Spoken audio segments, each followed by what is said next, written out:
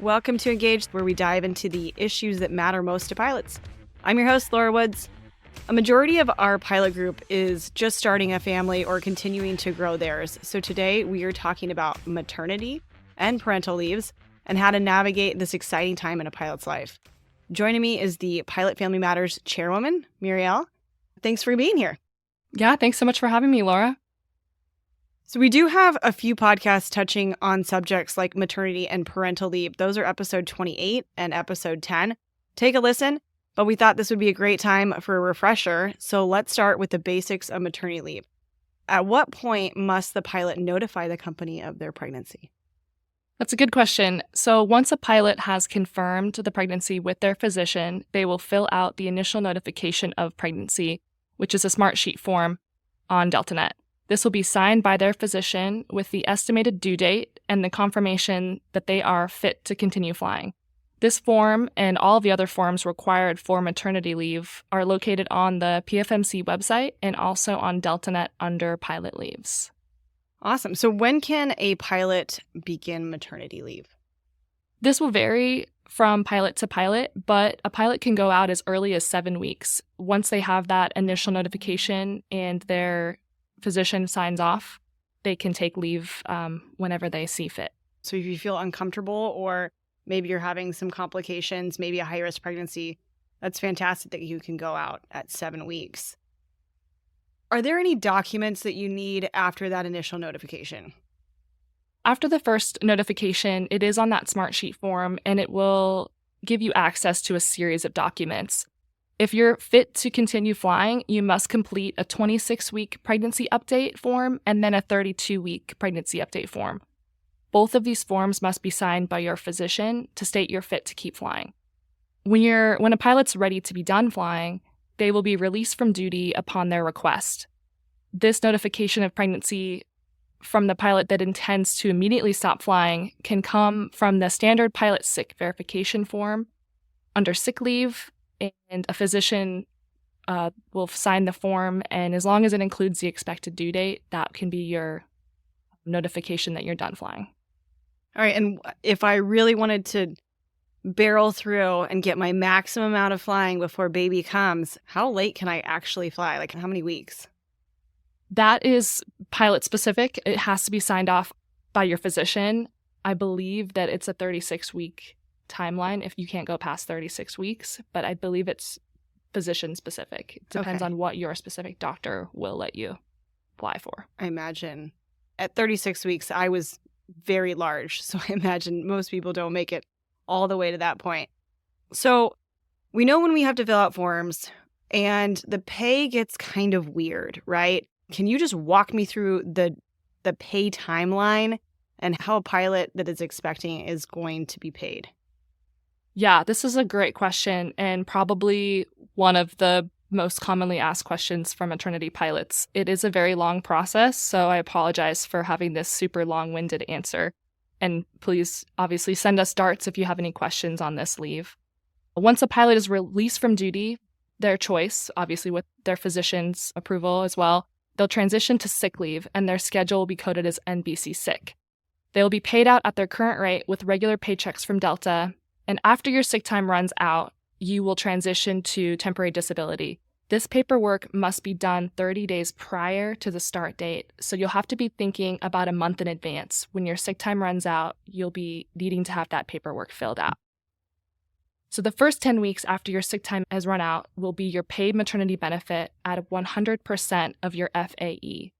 FAE is your final average earnings, and this number cannot be calculated until after your sick time runs out. You can calculate it yourself, or you can also email pilot leaves and to get your FAE. Maternity paid benefit and your temporary disability is paid out with reference to this FAE. And after your 10 weeks of maternity pay, you will transition to temporary disability until 10 weeks post-birth of the baby. This will pay at 50% of your FAE, with an option for your enhanced disability benefit and also the option for DPMA, which is the Delta Pilot Mutual Aid, if a pilot chooses. DPMA has a great website that has all the information available if a pilot is interested in this benefit. Also, details on the Harvey Watt paperwork and the requirements for the temporary disability are on the PFMC website, as well as DeltaNet in the DNS plan. After your 26 weeks of temporary disability, if the baby's still not born yet, you will transition to long-term disability. After the baby is born, a pilot will receive 10 weeks off post-birth and then an additional 2 weeks off with full pay for the parental leave, the paid parental leave benefit. This will be a separate paycheck from Delta, and it will be mailed to you. An important note is a pilot can return to work 10 weeks post-birth, and then their parental leave can be saved for later in the year. That's not a very common option, but it is available if a pilot chooses to come back to work quickly.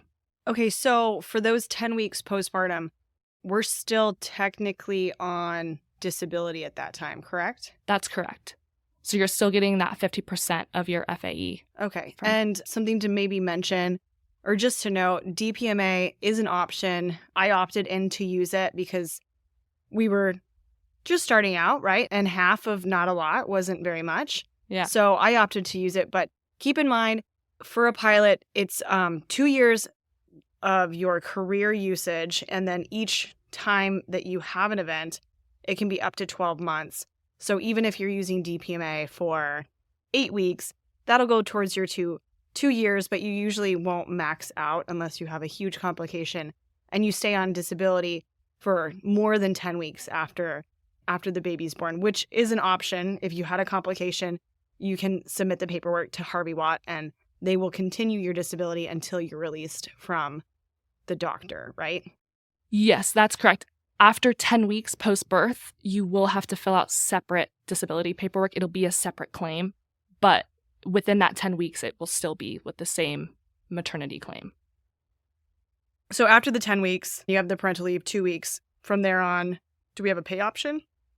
You do. If you elect to use your unused vacation, you can get paid out. If you're eligible for FMLA, a pilot will have to take that before bonding leave. However, not a lot of pilots will be eligible, not all pilots on maternity leave. So we recommend that you email pilot leaves and ask them your eligibility confirmation. So your next step will be FMLA. You can use your unused vacation during that time period to get paid.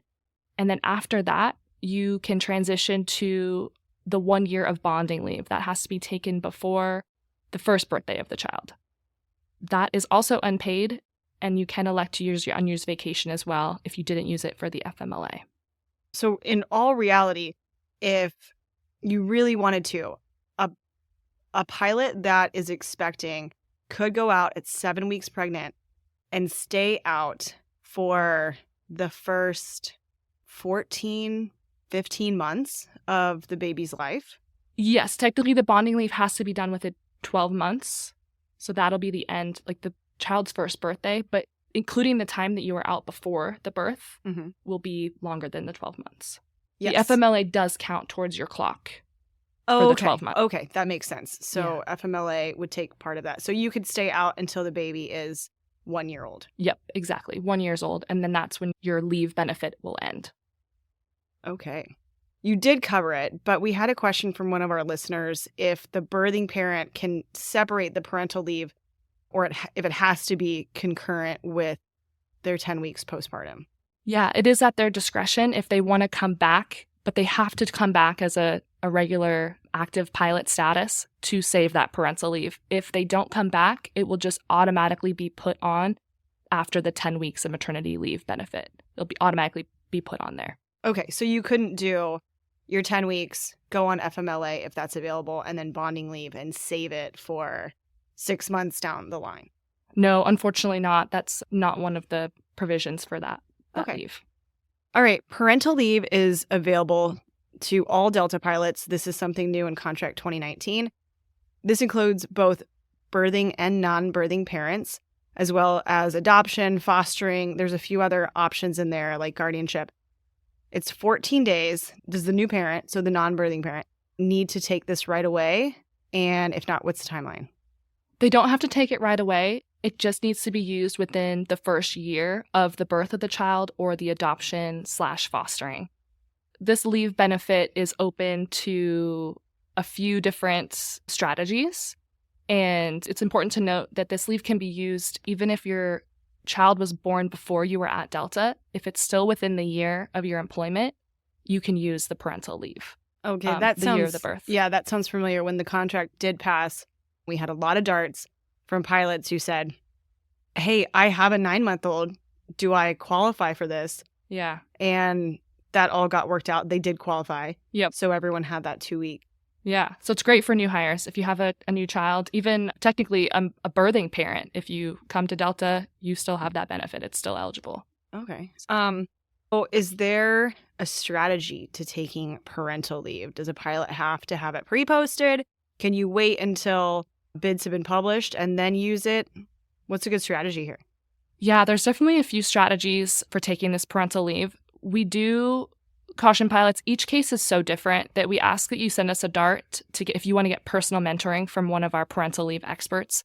They can walk you through, obviously, the gouge that they have and just different systems that we use. But to give you an overview, basically, the leave can be pre-posted if the baby has already been born, or it can be dropped on a pilot's schedule after the bids come out.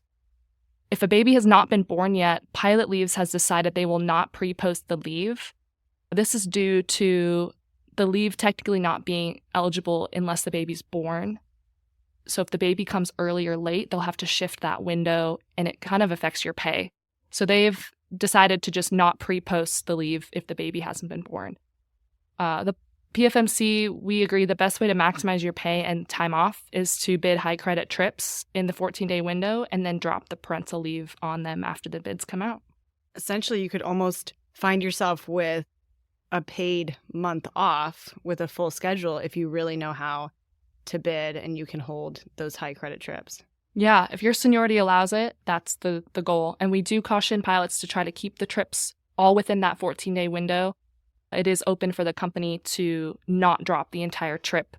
It's a bit of a gray area, so we do caution them to really try to fit it in that 14-day window. All right, just to make sure you're not tagged with a Jacksonville turn on the last day because it was on day 15. Yeah, or something. exactly. Okay, that makes sense. They don't advertise that they split trips up, but it is always a risk. So if you really want those days off, we recommend just fitting them in the window. All right. And again, in contract 2019, a lot of this changed, and we had a really big win for unpaid postpartum time off. I think when I went through, bonding leave was 30 days, and that's been increased to, I think, 12 months. Can you just tell me more about that? And does it only apply to the birthing parent? No, it applies to either parent. So it's a great benefit. Birthing parents can transition to it, like I said, after if they're eligible for FMLA, and it can be used up to the child's first birthday. For the non-birthing parent, it's the same timeline. You can have 12 months of it and can be used up to the child's first birthday. With the non-birthing parent as well, if they're eligible for FMLA, it must be taken before using bonding leave.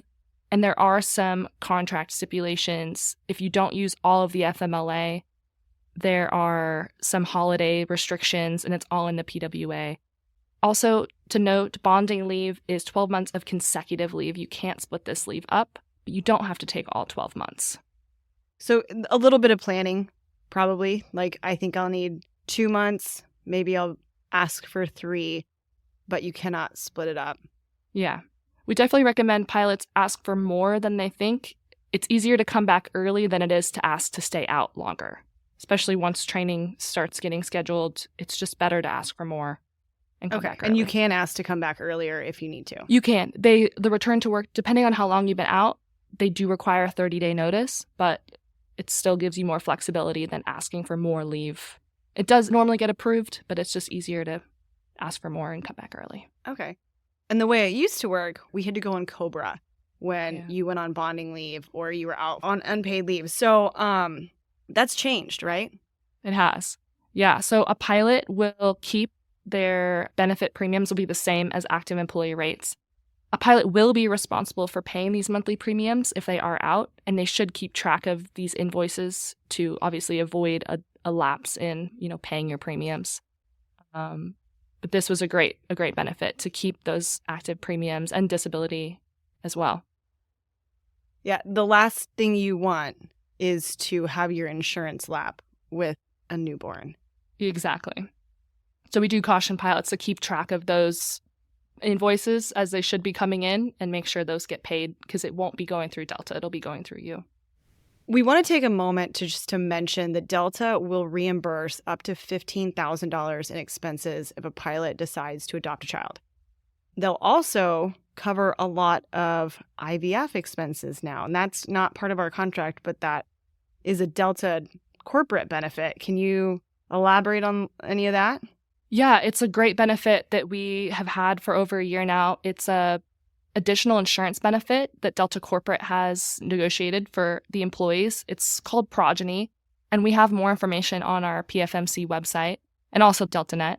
But this essentially Progeny will help assist in the family planning journey and the costs, and they do cover up to, they call them smart cycles, 2 smart cycles of IVF, which if you're familiar with IVF, it's a pretty tedious and expensive process. It's pretty cool that we have this family planning benefit that will help offset a lot of these costs associated with this family planning journey.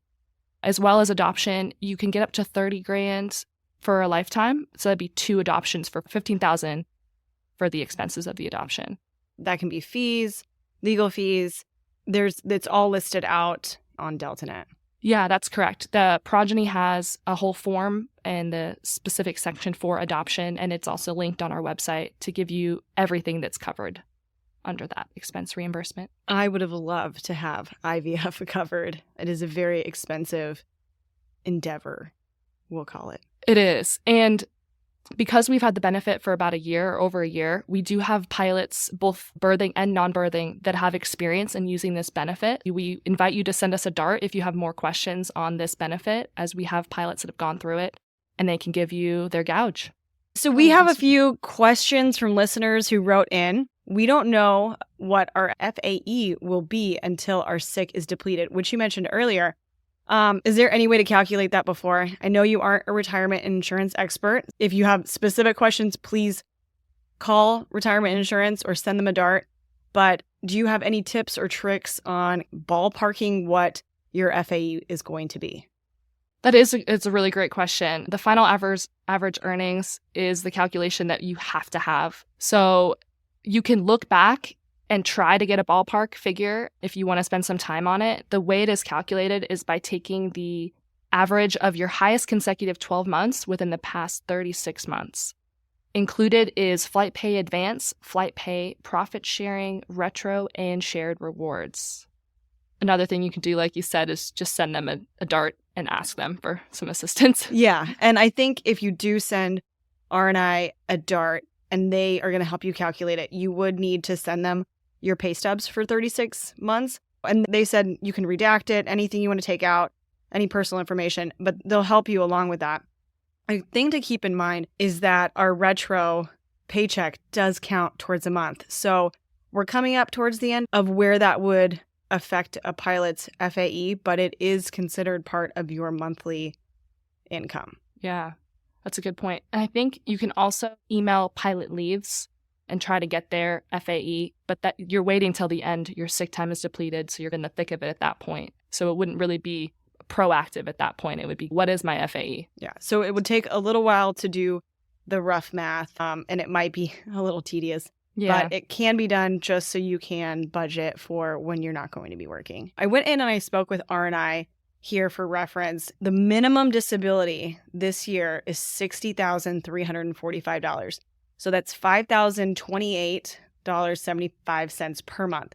So you know for certain that is the lowest amount that you will get paid on disability, which would be a new hire. Yeah, which is still, that's a great amount.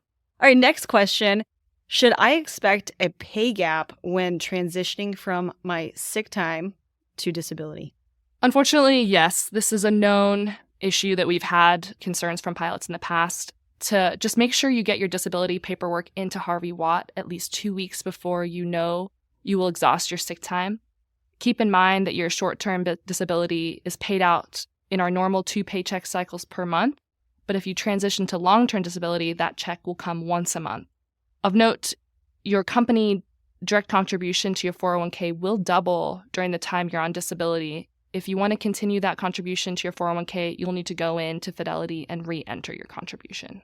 So even though you're making half, the company is still responsible for your 401k DC essentially at your full pay, because they're doubling that direct contribution. That's great. All right, next question. Can I non-rev while I am on maternity leave? That's a good question. You cannot non-rev while you're exhausting your sick time, which would be at the beginning of your maternity leave. However, you can ask the CPO for an exception. All of the other times while you're on leave, once you're off that sick leave, you are able to non-rev. And this goes without saying, if you buy a ticket on Southwest or even on Delta, anything like that, you're totally fine to fly. But during your sick time, I do not believe that you can fly on Confirm for Less. That is correct. Like you said, you can talk to the CPO for an exception. We do know they've been cracking down on this a little bit. So we caution you to look at the FOM and look at the reasons that they can offer an exception, and then just don't travel when you're sick. Okay. That's the big thing. That's the big takeaway. Ask for permission, not for forgiveness on that one. Muriel, thank you so much for stopping in to discuss maternity and parental leaves with us today. If you have any questions, don't hesitate to send a dart over to the Pilot Family Matters Committee. And if you have any questions on the money side, send that over to R&I. They can point you in the right direction if they don't have an answer for you. That wraps up this episode of the Engage podcast. Thanks for tuning in. Until next time, stay informed, stay engaged, and fly safe.